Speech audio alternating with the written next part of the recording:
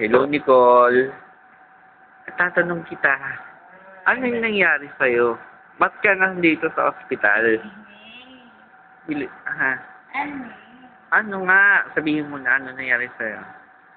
Kwento ka. Me? Oo. Basta, hindi para malaman ni kung ano yung nangyari sa'yo. Mama? Malaman nila, sige, ano. Wala eh. Katanungin mo pa kay Mami. Ano ba nangyari sa'yo? Ba't may sugat ka sa noo?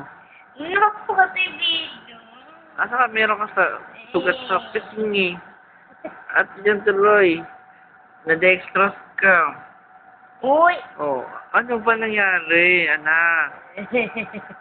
Ano kinain mo? Ba't ka nagsuka? Ha? Diba alam niya ni Mama? Ano nga kinain mo? Sabihin mo. Bumili ka ng ice candy na hindi sinusunod si Mami. Yan tuloy. Kasunod, bibili ka pa ba ng ice candy? Anak? Pag sabi ni Mami na huwag ka bumili, bibili ka pa? Ha? Hindi na? Bakit? Masakit, no? Hindi ka na mo hospital. Okay. Ayoko na mag-video.